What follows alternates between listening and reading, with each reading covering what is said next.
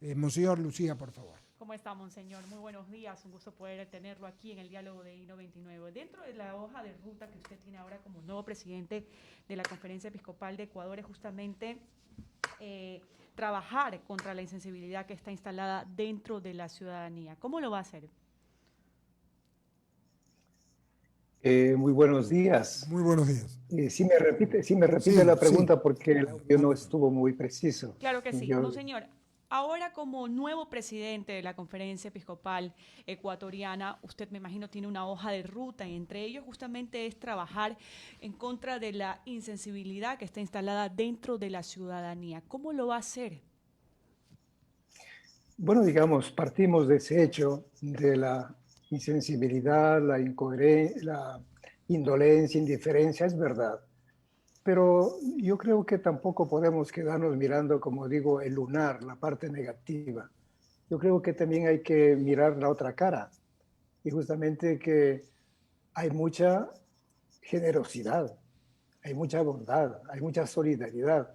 Y precisamente la pandemia ha hecho que aparecieran a la luz estos grandes valores, estas grandes capacidades del ser humano, ¿no?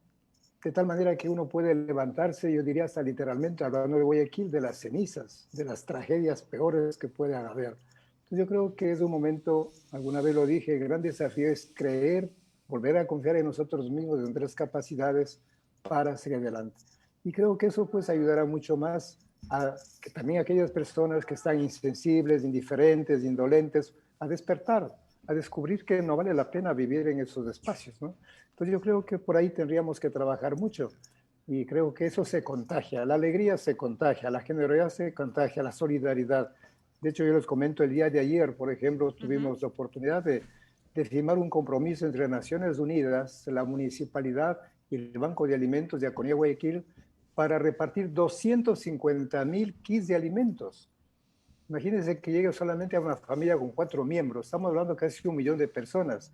Entonces, hay muchas instituciones, muchas empresas, mucha gente que realmente está colaborando, está apoyando. Entonces, yo creo que ese es el camino. Yo digo hablar más de la luz que de las tinieblas, hablar más de la generosidad que de la mezquindad. Yo creo que es el camino también para recuperar nuestra autoestima como personas y también como población. Muchísimas gracias. Vamos. Sí, Monseñor, una vez más, es Eduardo Mendoza Paladines. También lo leí que ustedes tienen un plan para decirle a la gente que sea más honesta, luchar contra la corrupción desde su trinchera, desde los púlpitos y diciéndole a la gente que los honestos son más. ¿No es así? Sí, de hecho, pues a mí me llamó la atención que hay un grupo aquí guayaquileño que escribió un libro muy bonito que decía, ser honesto es ser rentable. O sea, me parece interesantísima esa frase. O sea, un trabajo honrado, honesto, produce riqueza, produce beneficios. En otros términos, no es necesario, pues, ir por el lado de la corrupción, de todos los delitos que ya la ley ha fijado, establecido, como el cohecho, como el peculado, el enriquecimiento ilícito y todo lo demás. Entonces, yo creo que también es una campaña, yo digo, de valores, una campaña de honestidad, de transparencia. Y aquí, perdónenme que devuelva un poco la pelotita, como decimos, los medios de comunicación realmente tienen un papel fundamental. Demostrar que la honestidad, la transparencia es la mejor manera de trabajar y de ir superando justamente esta ola de corrupción que lamentablemente pues, ha aparecido en todos los niveles. Nosotros hemos dicho que está en el campo social, político, económico e inclusive religioso, porque también en el campo religioso somos hombres y mujeres de carne y hueso. Y como dice el dicho popular, en arca abierta el justo peca. Sí, señor. Pues yo creo que es importante también una campaña, digo, de transparencia, de honestidad. Y volvemos otra vez al tema de la educación, de la formación que comienza por casa. Y saber llamar al pan pan y al vino vino. Es robo lo que es robo. Y dejarnos de tantas disquisiciones, de tantas distinciones, que una cosa es el hurto, que otra cosa es el robo. Yo digo, las abuelas eran más sabias que nadie. Un Sí. centavo de robar y punto y se acabó. Ramiro Cepeda Alvarado. Si los malos supieran el buen negocio que ser buenos, fueran buenos aunque sea por negocio, decía Cabral. Y eso podía aplicarse a ser honrados. Buena es, Ramiro. Le toca a la conferencia episcopal, a nuestros pastores, el pueblo ecuatoriano es esencialmente creyente. Mire que no voy a decir esencialmente católico, esencialmente creyente en un Dios y en unos principios. Estamos en campaña electoral y toca más o menos a la iglesia bailar con temas que en el mundo actual es casi como bailar con la más fea, porque la tendencia de las nuevas generaciones va al distanciamiento de ciertos valores y o compromisos que hemos tenido desde siempre, desde nuestros orígenes, y que vistos de un punto diferente, atentan contra la familia, para otros no, atentan contra la sociedad, para otros no, son de género, para otros no. ¿Cómo ser luz en este camino de tinieblas que algunos lo vemos así, para poder presentar una agenda a discutir con quienes aspiran a la presidencia de la República, Monseñor? Muchísimas gracias. Lógicamente, yo digo, ayer tuve la oportunidad de estar presente en un diálogo que ustedes le conocen al señor Medardo Oleas, ¿no? Sí, señor. Parece que fue presidente en esa época del Tribunal Supremo Electoral, algo así.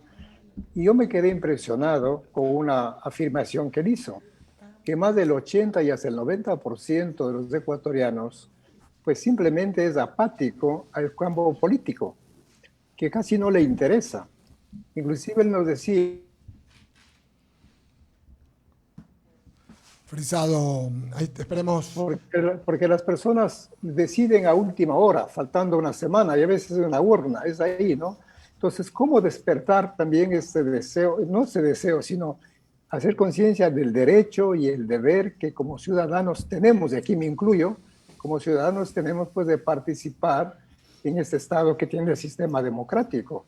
Entonces, la agenda que usted hace referencia, lógicamente yo digo ahora, de las prioridades que sabemos desde el trabajo, es la salud, es la alimentación, pues yo creo que esto pues, es lo que más nos llama la atención.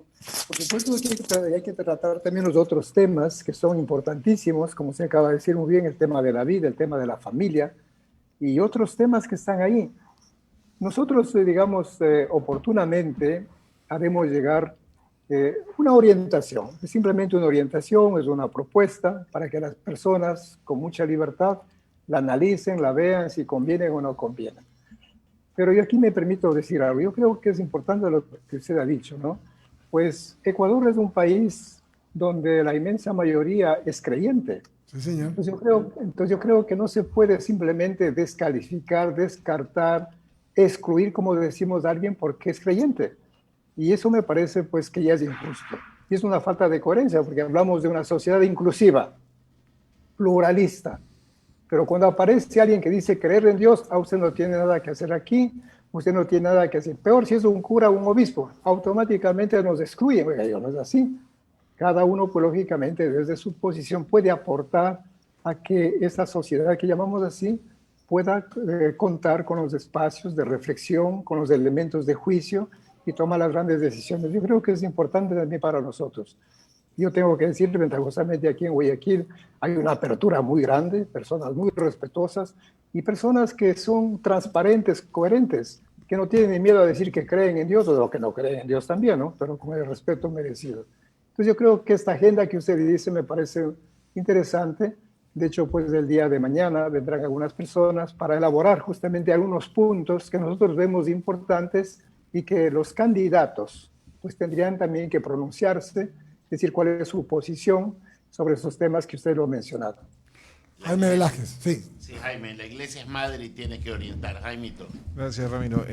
Monseñor, bienvenido. La verdad es que quisiera preguntarle sobre el tema de que hoy por hoy, por la pandemia, pues estamos, digamos, un poco confinados, pero se vienen las épocas de Navidad y la misa de gallo, pues es importantísima, igual que la misa del 1 de enero. ¿Cómo va a hacer la iglesia para manejar esto de aquí? Van a haber algunas, porque antes era una sola a las 10 de la noche, ¿no? Entonces, creo que hoy en día se va a hacer algunas misas o es una sola.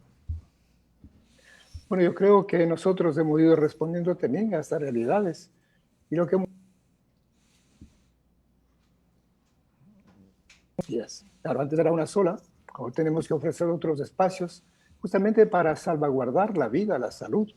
Nosotros manejamos muy bien todas las normas de bioseguridad, comenzando por el aforo, la distancia, la mascarilla, la desinfección, de tal manera que los templos sean pues espacios seguros donde las personas puedan pues orar con calma. Entonces, respondiendo a su pregunta, creo que lo más práctico es justamente multiplicar el número de Eucaristías. Correcto, monseñor. Adelante, Javier. Perdóname, monseñor, en el mismo contexto, porque lo que dice Jaime, sigue estando activo el hecho de que las personas que tengan preocupación o de que puedan tener el virus o de contagiarse, puedan seguir, la iglesia ha dado esta benevolencia, que lo puedan también ver digitalmente, ¿verdad? Sí, por supuesto. Yo creo que es una iniciativa maravillosa y que lo vamos a mantener. Hay que pensar en los cientos y miles de personas. No quiero hacer propaganda, pero yo digo, yo celebro a las 7 de la mañana todos los días, es impresionante. Hay más de 580, 590 conexiones. Sí, Si señor. eso multiplica por 2 o 3, pues es un número importante de personas que siguen la Eucaristía. Lógicamente, nunca lo virtual reemplazará lo presencial, Nunca, por supuesto. nunca. Eso estamos de acuerdo. Doctor Fidel Márquez. Sí, Monseñor, Monseñor, hará un mes atrás o 2 meses, vimos con tremendo estupor cómo le daban candela a una iglesia en Chile y cómo en el mundo se han visto atentados en contra de instalaciones católicas. ¿Cuál sería, digamos, la hoja de ruta a seguir para un poco contrarrestar a estos desadaptados que evidentemente no son ni la mayoría de la población, ni tampoco representan una corriente que, digamos, ponga en peligro la fe como tal, pero que evidentemente sí atentan contra el buen funcionamiento y pudiera un poco contrarrestar las posibilidades de cuando estemos en condiciones normales, de que la gente se pueda acercar a los templos, se pueda acercar a poder profesar su fe. En este sentido, ¿cuál sería el camino a seguir desde la Iglesia Católica para enfrentar todas estas manifestaciones que evidentemente están ahí y que son una realidad en el mundo de hoy? Bueno, aquí nosotros siempre hemos hablado de los derechos que como creyentes tenemos. Y para hablar expresamente aquí de Ecuador, el artículo 66.8 de nuestra Constitución, ahí se garantiza la libertad religiosa, el derecho a practicar la fe, a conservarla, a profesar, se dice, en público y en privado, a difundirla, y bueno, si alguien quiere cambiar también. Y aquí entonces entra algo importantísimo, que el Estado tiene la obligación, es un deber del Estado, salvaguardar y favorecer las expresiones religiosas voluntarias en un ambiente de respeto con las personas que no creen. Entonces yo creo que hay que partir de ahí. Luego pues hablamos nosotros de respeto, y de respeto también a las formas de pensar que tenemos como creyentes. Por eso decía anteriormente, el gran peligro es que a veces piensan que ser creyente es ya un delito. Y si más viene toda esa ola de ataques, de condenas, de querer destruirnos, más aún pensar que la iglesia o lo religioso es la causa de todos los males. Entonces hay una serie de prejuicios y aquí los desmontando, pero lo hacemos con el testimonio, con respeto, pero también con mucha claridad, con mucha valentía. Lógicamente usted ha citado un hecho que se dio pues allá en Chile, donde abiertamente quemaron una iglesia y en otros lugares, ¿no? Entonces yo creo que también es cuestión de valorarse, de respetar y sobre todo yo digo pues de tener bien claro el derecho que tenemos nosotros los creyentes de expresar nuestra fe en público y en privado. Y luego también pensar que los templos, además del valor espiritual, también tienen un valor histórico, un valor cultural, un valor artístico, es un patrimonio, o sea, hay muchos valores que están en torno a los templos. Dígase usted. Monseñor, buenos días. Javier Segarra le saluda. Esta campaña de aquella que planteó en su momento el Papa, que los sacerdotes vayan a la comunidad y que no esperen que los feligreses vayan a las iglesias, es para ir incentivando un poco más a consolidar esa fe y a mantener la creencia para quienes somos católicos de que se vaya, digo yo, fortaleciendo la familia. ¿Esto se sigue desarrollando? Bueno, yo creo que es el llamado del Papa.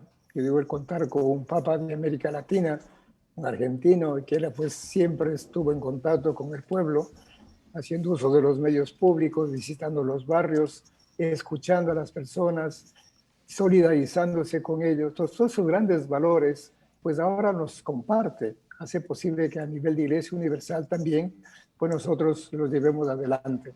Me encantó, por ejemplo, la última homilía del Papa Francisco a propósito de los talentos. Y él utiliza siempre alguna imagen. Hablaba de la mano abierta, de la mano tendida, que es símbolo de amor, de solidaridad, de cercanía, de compartir. Y en contraposición hablaba de la mano cerrada, que prácticamente nos lleva al ensimismamiento, una especie de narcisismo, de autorreferencialidad, de tal manera que nos deja indiferentes. Yo creo que ese gran desafío también para nosotros, ya como sacerdotes, como obispos, justamente en estos ambientes que debemos estar aislados, ¿qué hacer? Entonces yo pienso que estas ventanas que se han abierto a través de la tecnología, para mí han sido una bendición les digo, ¿no?